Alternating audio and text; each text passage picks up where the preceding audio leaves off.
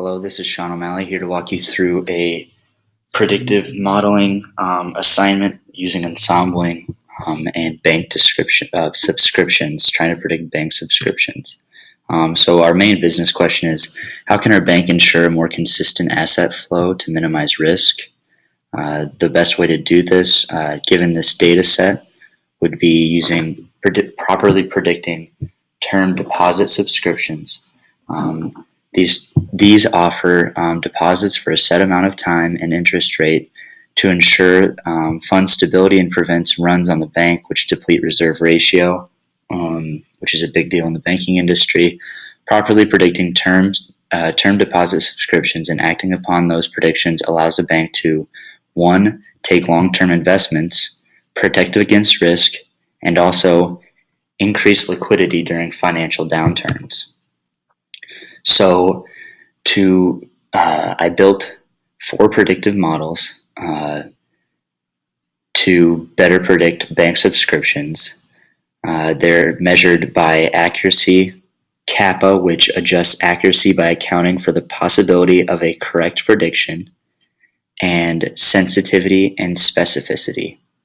So looking first, I created a decision tree, which you can see right here. I had an accuracy of just over 90% and a kappa of 0.3978, which kappa is measured between 0 and 1, and 0.39 is actually it would be considered a fair agreement. And I thought, you know what, I think we can do better than that, so we moved on to the random forest model. Now, the decision tree is essentially a series of if-then statements used to predict. What a random forest is we take 500 of these almost minimized versions of these decision trees and aggregate their positive attributes to create a random forest. And after I created this random forest without any special things, just using the 70% training set and testing it on a 30% testing set, I was able to predict with 90.7% accuracy. And the biggest thing with the random forest was the large increase in kappa, which again adjusts for accuracy by accounting for the possibility of a correct prediction by chance alone. This one would be considered a moderate agreement by data scientist standards, and I was very happy with the outcome. And we also see more evening out of this sensitivity and specificity, which we will see later in a curve showing these classification models. The next model I created was a random forest with a k-fold of 10, which essentially means rather than sampling from a 70% training data set and a 30% testing data set, I sampled the data in a staggered and randomized fashion, dividing into 10 small portions, using 9 at a time, and rotating this, in this case, rather than that 70-30 set I had mentioned. And after doing so, this is a pretty computationally expensive process.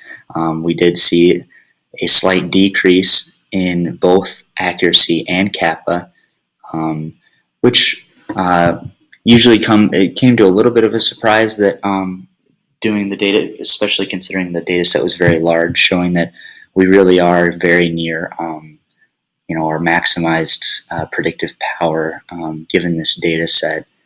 So we go on to the random forest with k-fold and tuned, and my tuning method was the auto-tune method.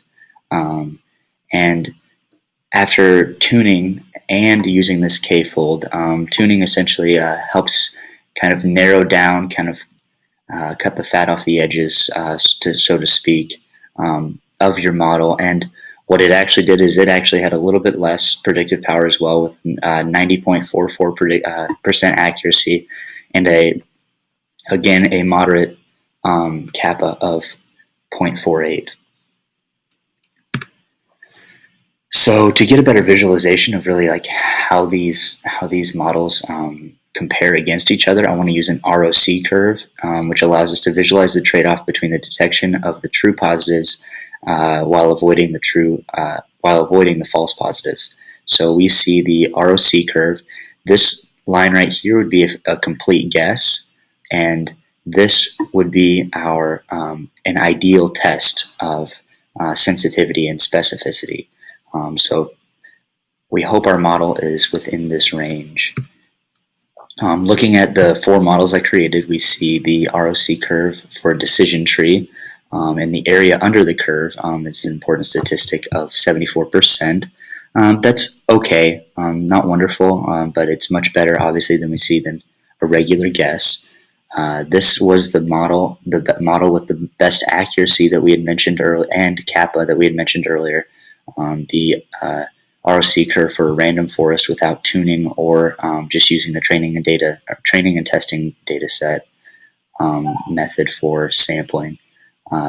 We see a very much improved area under the curve of 93%, and bringing some correlation to how our accuracy has kind of come across thus far. We also see that just a slight decrease in the K method as well as the K and auto-tuned method in that area under curve with 92.7 and 92.6. Very similar to the last slide, but it's visualizing these statistics. So after looking at everything, and the KNN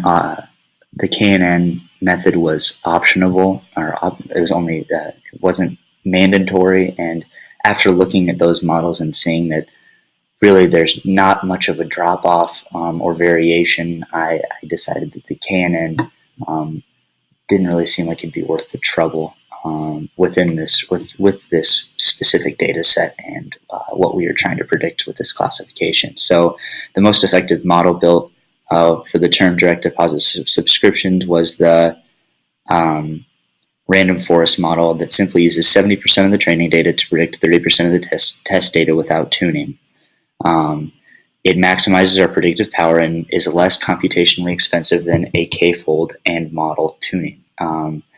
It doesn't wear as much on the computer, and we get even more predictive power, which is sometimes just how it goes. Technically speaking, the random forest had the most impressive metrics with area under the ROC curve was 93%, accuracy of 90.07, and a kappa of 0.4961, which we said was a moderate kappa.